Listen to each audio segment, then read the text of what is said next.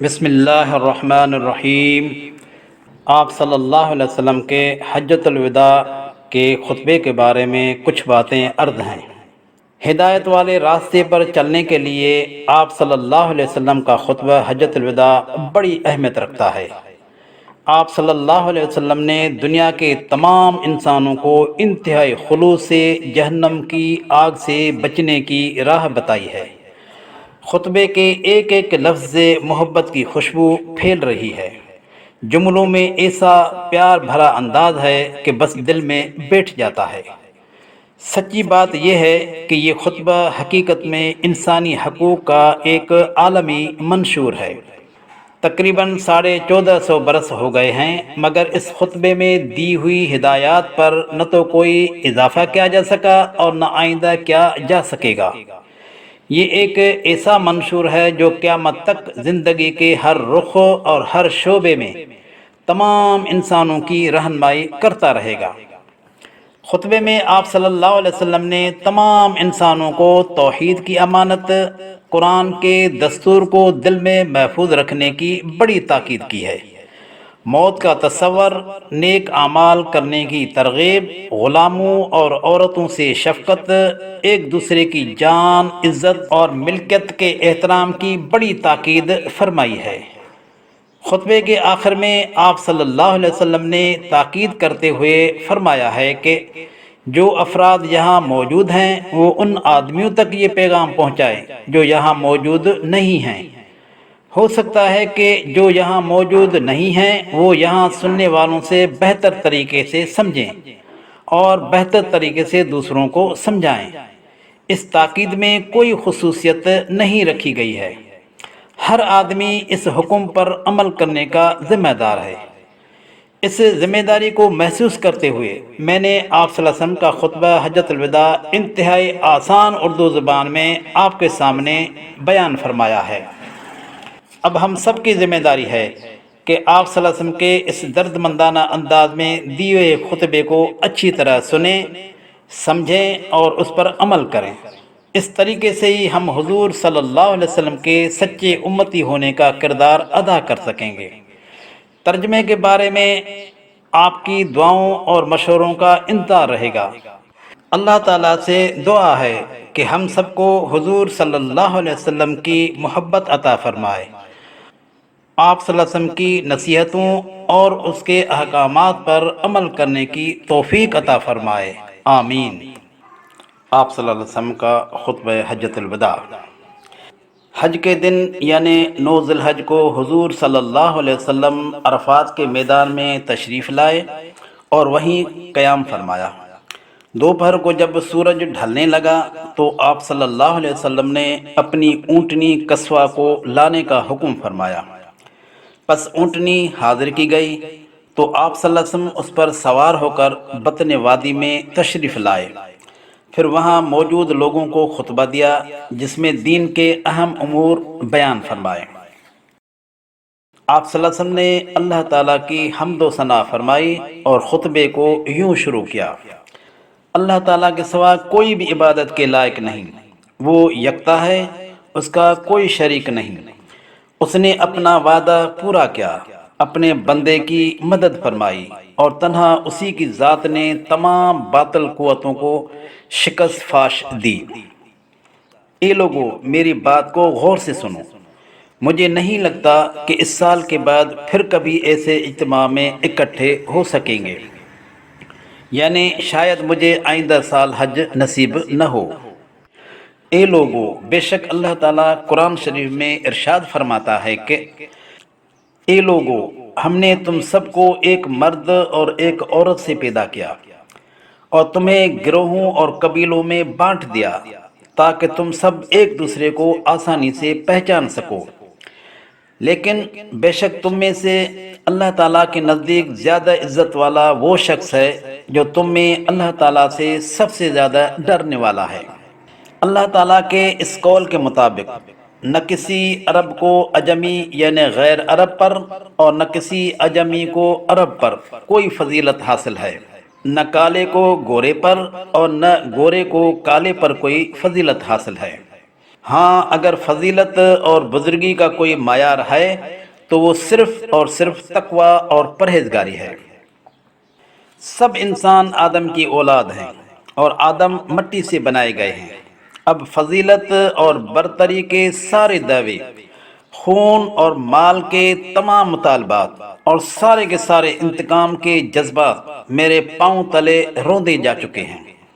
صرف بیت اللہ کی تولیت یعنی سنبھالنے اور حاجی کو پانی پلانے کی ذمہ داری پرانے حال پر قائم اور جاری رہے گی۔ پھر آپ صلی اللہ علیہ وسلم نے فرمایا، اے قریش کے لوگوں، ایسا نہ ہو کہ تم لوگ اللہ تعالیٰ کی دربار میں اس طرح پیش ہو کہ تمہاری گردنوں پر تو دنیا کی محبت کا سامان لدا ہوا ہو اور دوسرے لوگ آخرت کی محبت کا سامان لے کر پہنچ جائیں۔ یہ بات ذہن نشین کرنا کہ ایسی صورتحال میں اللہ تعالیٰ کے سامنے میں آپ لوگوں کی کوئی بھی مدد نہ کر سکوں گا۔ اے قریش کے لوگوں، بے شک اللہ تعالیٰ نے تمہارے اندر سے جہالت کا غرور اور تکبر ختم کر دیا ہے اور اپنے آباء و اجداد کے کارناموں پر فخر کرنا اور شیخی بگاڑنے کی کوئی گنجائش نہیں رکھی ہے۔ اے لوگوں، بے شک تمہارے خون، مال اور عزتیں ہمیشہ کے لیے ایک دوسرے پر قطعاً حرام کر دی گئی ہیں۔ اب ان چیزوں یعنی خون، مال اور عزتوں کی اہمیت ایسی ہے جیسے اس عرفات والے دن یعنی 9 تاریخ کی، اس مبارک مہینے ذی الحج کی اور خاص کر اس شہر یعنی مکہ معظمہ کی ہے۔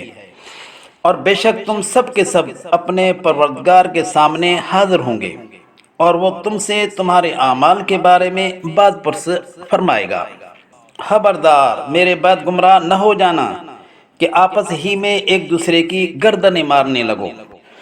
اگر کسی آدمی کے پاس امانت رکھوائی جائے تو وہ اس بات کا پابند ہے کہ امانت باسلامت اس شخص کے حوالے کرے جس نے اس کے پاس رکھوائی ہے۔ اے لوگو، ہر مسلمان دوسرے مسلمان کا بھائی ہے اور سارے مسلمان آپس میں بھائی بھائی ہیں۔ اپنے غلاموں کا خیال رکھو، ہاں اپنے غلاموں کا خیال رکھو، ان کو وہی کھلاؤ جو تم کھاتے ہو اور ان کو وہی پہناؤ جو تم پہنتے ہو۔ خبردار، دور جاہلیت کی تمام غلط رسومات میں نے اپنے پاؤں تلے رون دی ہیں اور دور جاہلیت کے تمام خونی انتقام اب کالعدم یعنی ختم ہیں۔ پہلا انتقام جس کو میں ختم کرتا ہوں میرے اپنے ہی خاندان کا ہے، وہ ہے ربیہ بن حارث کے دودھ پیتے بیٹے کا خون جس کو بنو حذیل نے قتل کر دیا تھا، سو میں نے ان کو یہ خون معاف کر دیا۔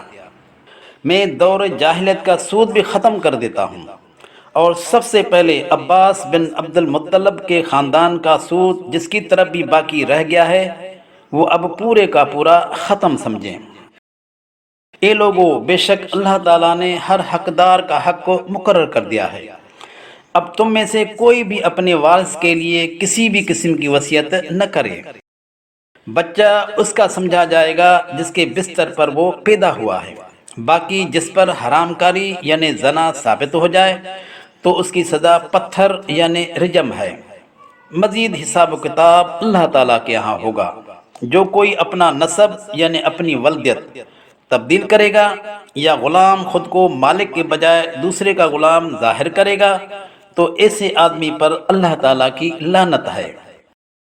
قرضہ ادا کرنا ہے اور ادھار لی ہوئی چیز بھی واپس کرنی ہے۔ تحفے کا بدلہ کسی نہ کسی شکل میں دینا چاہیے اور کوئی اگر کسی کا ضامن بنے تو وہ تاوان ادا کرنے کا خود ذمہ دار ہے۔ اور کسی کے لیے بھی یہ جائز نہیں ہے کہ وہ اپنے بھائی کی چیز اس کی اجازت کے بغیر اٹھائے۔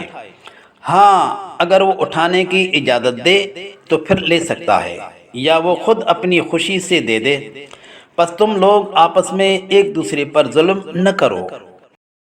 خبردار، کسی بھی عورت کے لیے یہ جائز نہیں ہے کہ وہ اپنے شوہر کا مال اس کی اجازت کے بغیر کسی دوسرے کو دے دے۔ اے لوگو، بے شک تمہاری عورتوں پر تمہارے کچھ حقوق مقرر ہیں اور اسی طرح ان عورتوں کے بھی تم پر کچھ حقوق مقرر ہیں۔ عورتوں پر آپ کا حق یہ ہے کہ وہ کسی بھی ایسے شخص سے نہ ملے جسے تم پسند نہیں کرتے۔ عورتوں کو چاہیے کہ وہ کوئی بھی کھلی بے حیائی کا کام نہ کریں، یعنی وہ مردانہ معاملات میں کسی بھی قسم کی خیانت نہ کریں۔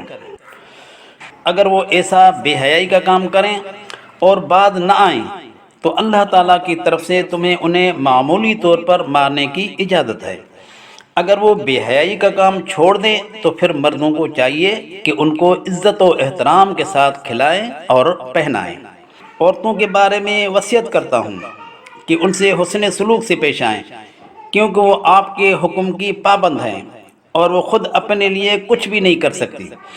چنانچہ ان کے بارے میں اللہ تعالیٰ کا لحاظ کرو کہ تم لوگوں نے انہیں اللہ تعالیٰ کے نام پر ہی حاصل کیا ہے اور اللہ تعالیٰ کے نام پر ہی وہ تمہارے لیے حلال کی گئی ہیں۔ اور میں تمہارے درمیان ایک ایسی چیز چھوڑ کر جا رہا ہوں، اگر تم اس پر قائم رہے تو تم کبھی بھی گمراہ نہ ہوں گے، وہ ہے اللہ تعالیٰ کی کتاب یعنی قرآن مجید۔ خبردار، اور دین کے بارے میں غلو یعنی کسی چیز کو حد سے بڑھانے اور حد سے گھٹانے سے بچو، کیونکہ بے شک تم سے پہلے لوگ غلو کی وجہ سے ہلاک کر دیے گئے، اور بے شک شیطان اب اس بات سے بالکل مایوس ہو چکا ہے کہ تمہاری اس سرزمین پر اس کی عبادت کی جائے گی، لیکن اس چیز کا امکان ہے کہ تم لوگ دین کی چھوٹی چھوٹی باتوں کو غیر اہم سمجھ کر شیطان کی باتوں میں آ جاؤ، اور وہ اس بات کے لیے بھی راضی ہو جائے گا، لیکن تم اپنے دین کی چھوٹی اور بڑی باتوں کو سمجھ کر اپنے ایمان کی حفاظت کرتے رہنا۔ خبردار، اپنے رب کی عبادت میں لگے رہو، 5 وقت کی نماز ادا کرو، رمضان کے مہینے کے روزے رکھو اور خوش دلی سے زکوٰۃ ادا کرتے رہو، اپنے رب کے گھر کا حج کرو اور ان لوگوں کی جائز حکموں کی اطاعت کرو جو تمہارے حکمران مقرر کیے گئے ہیں۔ اس طریقے سے ہی تم لوگ اپنے رب کی جنت میں داخل ہو جاؤ گے۔ خبردار، مجرم اپنے جرم کا خود ذمہ دار ہے۔ اب نہ باپ کے بدلے میں اس کا بیٹا پکڑا جائے گا اور نہ بیٹے کے بدلے میں اس کے باپ کو پکڑا جائے گا۔ توجہ سے سنو، جو لوگ یہاں عرفات کے میدان میں موجود ہیں ان کی ذمہ داری ہے کہ وہ یہ احکام اور یہ باتیں ان لوگوں تک پہنچائے جو یہاں موجود نہیں ہیں۔ ہو سکتا ہے کہ وہ یہاں سننے والوں سے زیادہ بہتر طریقے سے سمجھ لیں اور بہتر طریقے سے دوسروں کو سمجھائیں۔ اور اللہ تعالیٰ کے دربار میں تم سب سے میرے بارے میں سوال کیا جائے گا، بتاؤ تم کیا جواب دو گے؟ تمام لوگوں نے یک آواز جواب دیا کہ اے اللہ تعالیٰ کے رسول صلی اللہ علیہ وسلم، ہم اس بات کی گواہی دیں گے کہ بے شک آپ صلی اللہ علیہ وسلم نے اللہ تعالیٰ کی امانت یعنی دین اسلام ہم تک پہنچا دیا، رسالت یعنی پیغمبر ہونے کا حق ادا کر دیا، اور بڑی بات یہ کہ آپ نے ہم سے خیر خواہی فرمائی کہ ہمیں جہنم کی آگ سے بچا لیا۔ یہ سن کر آپ صلی اللہ علیہ وسلم نے اپنی شہادت کی انگلی آسمان کی جانب اٹھائی اور لوگوں کی طرف اشارہ کرتے ہوئے 3 مرتبہ ارشاد فرمایا، یا اللہ گواہ رہنا، یا اللہ گواہ رہنا، یا اللہ گواہ رہنا۔